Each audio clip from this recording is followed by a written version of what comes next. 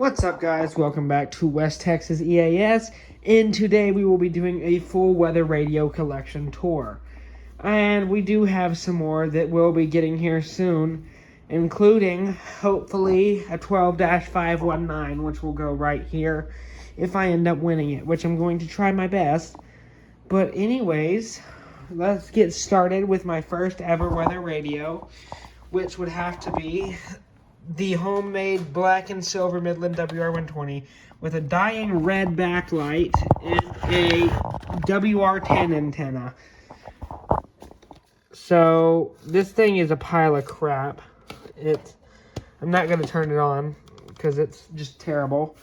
The radio I got after that, what was my second ever weather radio? I think I know where it is. It's on a desk in there.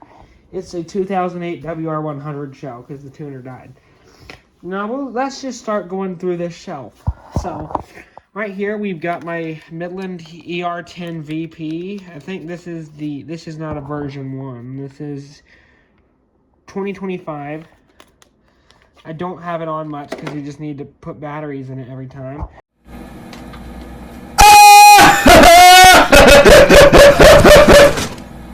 Mission 실패.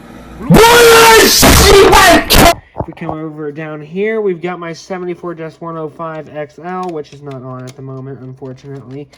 Very cool radio, but it has some problems, so I leave it off so it doesn't wake me up. Right here, we've got my pink modded WR100 version 4 by Weather Radio Guru. Thank you. This one's a lot louder than my other one for some reason. I don't know why. Has some speaker, whatever, and a new antenna, but it works. If we head over here, we've got my Radio Shack 12-250. It doesn't want to work, so it did that. Well, let's see, how do I do? I'm going to try and do test mode. Let me just try to do it with one hand. Very cool.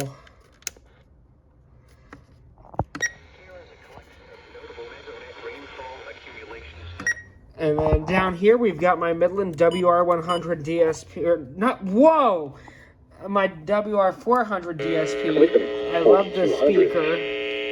Jacksboro 3900. Whenever I'm listening to music, I can't put it on, but whenever I'm listening to music, I tend to do it on this radio right here. So, oh, hang on. There we go. Now, right here, we've got my somewhat rare, which I bought cluelessly, didn't even know it was rare, Midland WR30. This is not the 74-210 model. This is the WR30, and I think I can do an alert test. So, yeah, very cool. Very good speaker when it's not being interfered with. Here we've got my RGB WR120 EZ by Weather Radio Guru. Very cool radio. I don't have it, I had it over there originally. Down here we've got my Running Snail MD319, which I had opened up yesterday. That's why it's reset.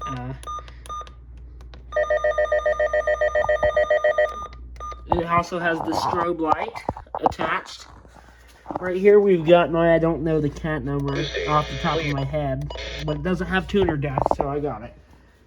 Here's the box for the the ER10.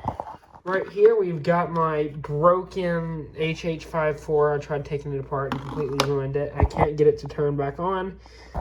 I actually probably could if I can get a power adapter for it. So let's see if it works. Because maybe I'll get a power adapter for it if... Oh no, I really cannot fry this power adapter or else we got big problems. Nope, the radio is completely toast. Here, let me go ahead and plug this thing back in. Bear with me, guys. Oh, I almost broke the antenna on that. That would have been a bad day. Alright. Right here we've got my Baofeng UV5R. I think it's dead. Yeah, it's pretty much dead. I don't know where the antenna is. Alright, so if we head over here, we've got the biggest pile of crap, the WR321. And this is like, I sometimes have it off because it overpowers everything. See, that is deafening. It has fans in it, I think, somehow. Now, if we come here, we've got my Midland WR300 Deluxe with the green advisory light I put in there myself. So it's not a V1, but yeah, the tuner won't die. It's a Deluxe. We come on over here. We've got my 12-254 right here. No reception right here, but very cool radio. I think I can do a test. Let me try and...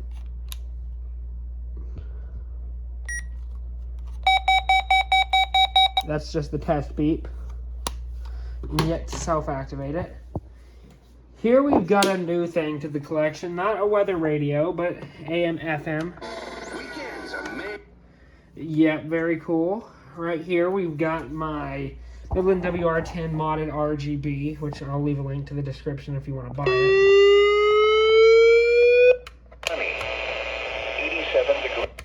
Right here we've got my Max Digital, which is a big pile of crap.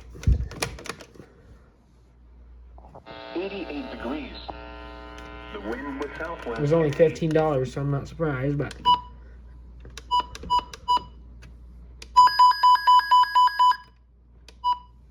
And then right here we've got some random General Electric alarm clock. I have no idea what that is. Now we've got the final few, which I should know. We've got my Midland 74-200 version 4.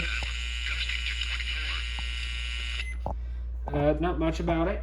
Very cool. I put a sticker on there. Next we've got my over-decorated 12-500 weather cube. Nothing special. Up here we've got my one-of-a-kind modded pink WR100. Doesn't seem to be doing too well right now.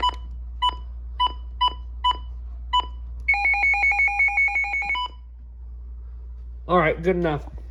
Now, I think this should be the last one. I think I got everything. Alright, yeah. And then right here, we've got the rarest one in my collection.